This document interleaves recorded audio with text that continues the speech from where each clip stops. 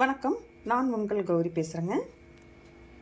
நான் ஏற்கனவே என்னோடய சேனலில் மகாலட்சுமி விரதம் வீட்டில் எளிமையாக பண்ணுறது அப்படிங்கிறத பற்றி ஒரு வீடியோ போட்டிருந்தேன். அதுக்கப்புறம் கோயிலில் போய் எப்படி கொடுக்கலாம் அப்படிங்கிறதையும் ஒரு வீடியோ போட்டிருந்தேன். அப்போ எங்கள் வீட்டில் எங்கள் பையன் இருந்துட்டு, சரிம்மா கோயிலில் போய் ஜாக்கெட் பிட்டு வச்சு கொடுக்க சொல்கிறீங்க, இப்போ ஜாக்கெட் பிட்டுன்னு கூட வாங்க முடியாமல் காசு ரொம்ப கம்மியாக ஒரு 200 தான் இருக்குது, அவங்கெல்லாம் என்ன பண்ணுவாங்க, அதுக்கு சொல்லுங்கள் அப்படின்னு சொன்னான். அதுக்கப்புறம் தான் எனக்குமே ஒரு கிளிக் ஆச்சு. சரி அதுக்கு ஒரு வீடியோ போட்டலாம்,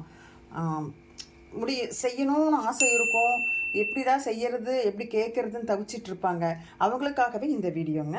சரி, இப்போது அதுக்கு நான் ஒரு கணக்கே தனியாக போட்டு வச்சுருக்கிறேன். என்ன வாங்கலாம், எவ்வளோ வாங்கலாம் அப்படின்னு சொல்லிட்டு அதை பார்க்கலாம் வாங்க. இப்போது மல்லிகைப்பூ ஒரு 50 ரூபாய்க்கு வாங்கிக்கோங்க. மல்லிகைப்பூ வாங்கிக்கோங்க, முடிஞ்ச அளவுக்கு. விலை அதிகமாக இருந்தாலும் பரவாயில்ல, ஒரு முளம் வாங்கிக்கோங்க. அடுத்தது வெத்தலை பாக்கு ஒரு 20 ரூபாய்க்கு வாங்கிக்கோங்க. 10 ரூபாய்க்கு வெத்தலை, 10 ரூபாய்க்கு பாக்கு வாங்கிக்கோங்க.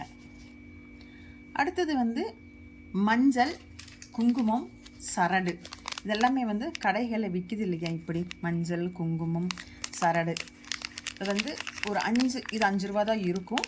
5 × 5 25 ரூபாய்க்கு வாங்கிக்கோங்க. 5 பேர்த்துக்கு கொடுக்கறக்கு. முதல்ல நீங்கள் 5 பேர்த்துலேருந்து ஆரம்பிங்க, அதுவே போதும். அதுக்கு மேலே கொடுக்கறனால உங்களுடைய பிரியம், முடியாதவங்களுக்காக நான் சொல்லிகிட்ருக்கிறேன்.